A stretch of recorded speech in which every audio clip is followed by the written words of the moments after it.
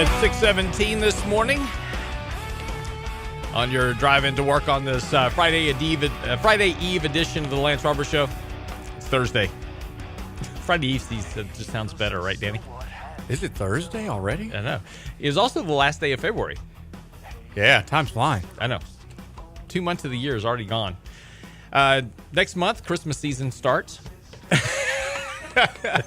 Well, if you go to Walmart, probably. It's going to seem that way. No, if you're smart. all I'm saying is it's just going to seem that way. It's like this is already February. Spring break starts in a week and a half, depending on which school you're in. Week and a half to 2 weeks. Spring break is here. Yeah. And then you're going to blink. You're going to go to bed. You're going to wake up. It's going to be summer, and the kids are going to be stuck around the house and no babysitters because school is closed. And then you're going to blink again, and it's going to be Christmas. So it's just. Oh, man. And then guess what? It's a 2020 election year.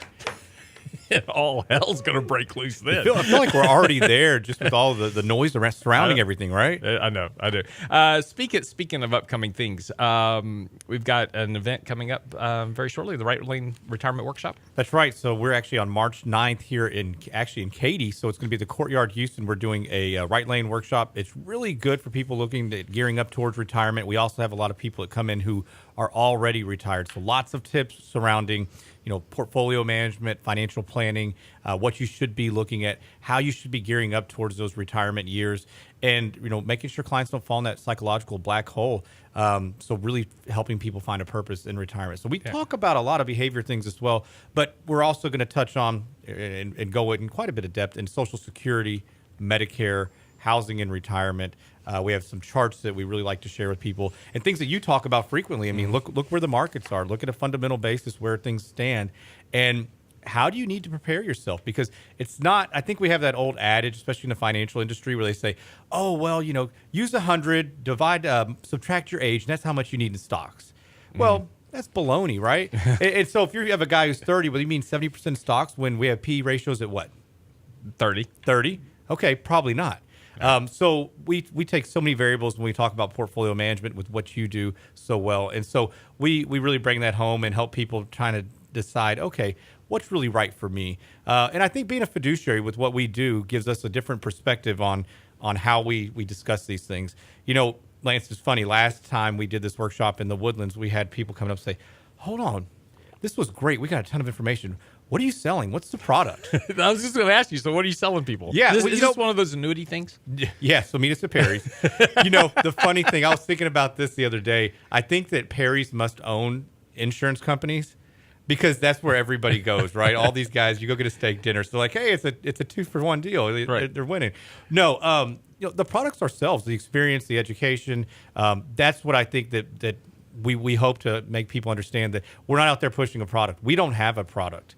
We don't care if you're in a stock, a bond. And it's funny, when we were on in the evenings, we used to get a lot of calls like, you guys are bond guys, you hate stocks. Like, we don't hate stocks. They're all a tool, right? Each investment's a tool depending on what each person needs. So, we'd love to have you guys come out. You can go to riaadvisors.com, go to the events tab. You can sign up there. You can also see a full calendar of events. Every 2 weeks, we're doing lunch and learns. Had one yesterday, packed house. Probably going to do this one again because we had such a good response on Medicare. Right. Healthcare planning. Look, I think there's a lot of people that simply just don't understand the impact of Medicare. There's so many ins and outs of that. Medicare A, B, what it means. When do I sign up? How do I get? I mean, honestly, a lot of people just sit there and go, I don't care. It's one of those things like I'll get to it when I get to it. But there's a lot of things you got to really understand about that. Well, and that's exactly right. So, one thing that I really think that is so important about that financial planning aspect, these are behaviors and things that you can actually do that we know that you can put money back in your pocket. You can save money. And that's the biggest part. You got to watch the outflows. So protecting assets when markets are going up and down is obviously crucial, but making decisions to ease the burden on your portfolios over time by making good Social Security decisions, saving money with Medicare. I mean, that's all so important. And then the tax diversification aspect, we didn't even hit on that. How do you diversify assets? I mean, think about, we always talk about, you need stocks and bonds. How much do you need in different asset classes? But what about what type of accounts and registrations you hold those in? Because, look, we've been given a gift till 2025 with lower taxes. Right. At some point, taxes are going to go up.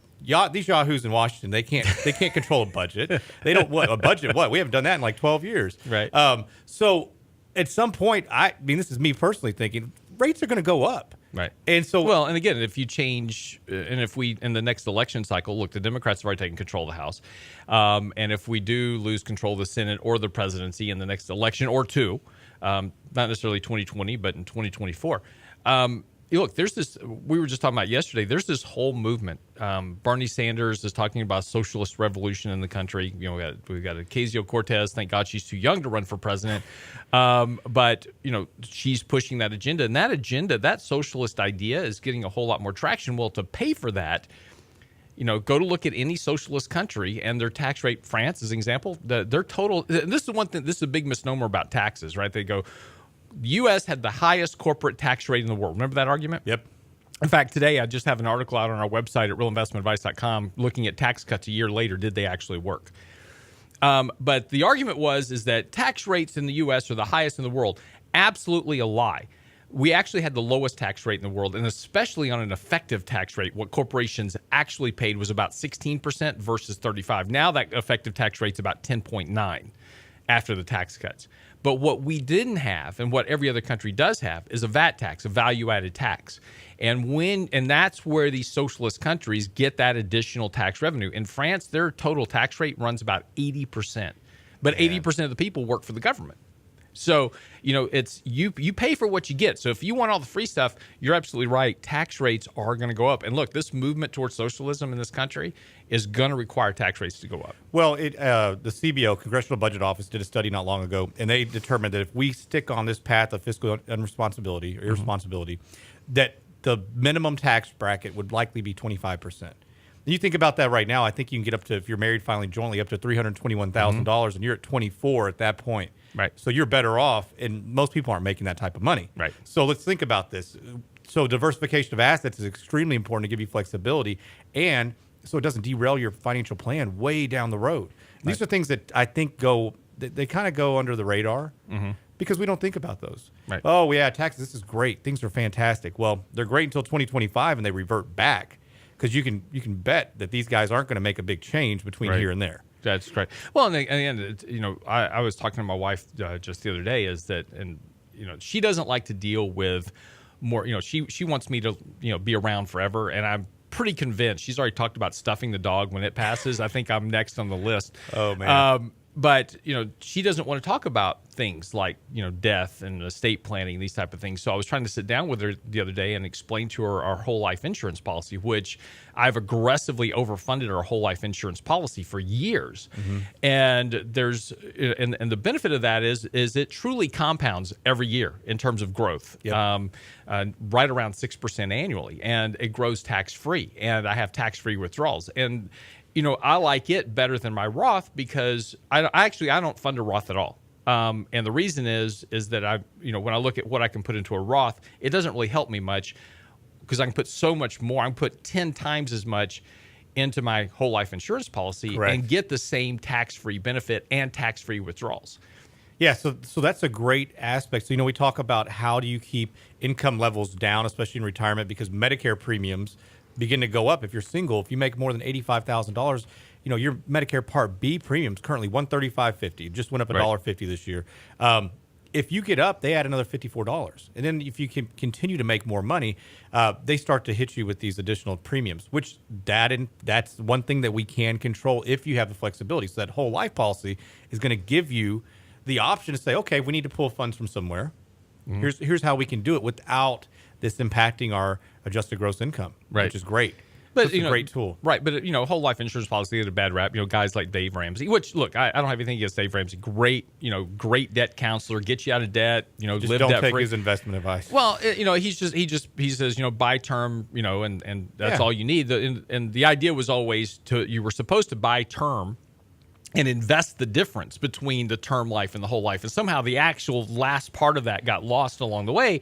And so what happens with a lot of people is that they wind up with a term life policy that when they actually need life insurance heading into retirement, that policy expires worthless because it's term. Yep. You know, so it's very important. I don't have anything against term life policies, right? But as you said earlier, all these things are a tool and you have to use them properly. And this is why it's important to go to these kind of classes like this to explain that. Well, and term life can be great, especially if you're younger and you need to insure your family. You don't have a whole lot of cash flow. Fantastic. Also, if you can put those funds aside, so that's you hit the nail on the head there. Right. The problem is that most people don't. It's like the forced savings with tax refund. Right. Oh, well, my tax refund went down. Well, you got more in your paycheck throughout the year. You just didn't save it. You didn't save it, yeah.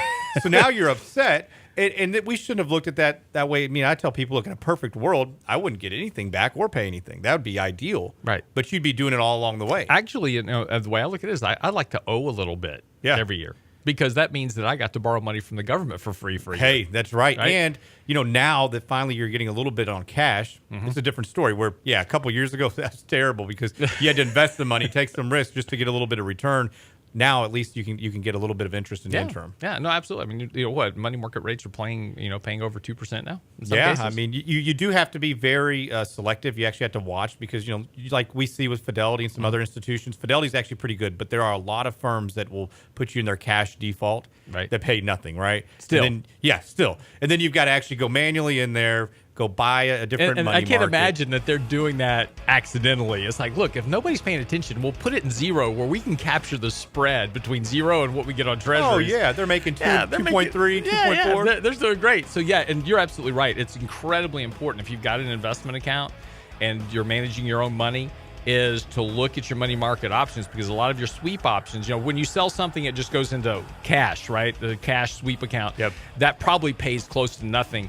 But just a quick manual check of money market funds they've got available, you'll find some that are 1.5%, 2%.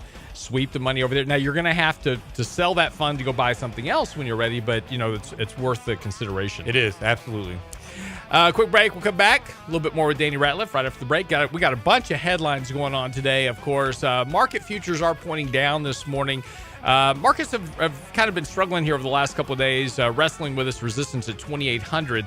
We'll talk a little bit about that when we come back from the break and get back into our stories as well. Don't go away. More of the Lance Roberts Show coming up right here on the Voice of Texas. Be sure to get by our website, LanceRobertsShow.com or RealInvestmentAdvice.com. You can click on our podcast tab, get all of our videos, or subscribe at our YouTube channel, The Lance Roberts Show, and we'll email you all of our updates every day. Our podcast, our special podcast, we just had one out with Seth Levine on Tuesday. Great interview about the Fed. You'll find that at our YouTube channel, The Lance Roberts Show. We'll be right back. Get daily investment news you can use, delivered at the speed of the internet. Sign up for Lance's newsletter now at LanceRobertsShow.com.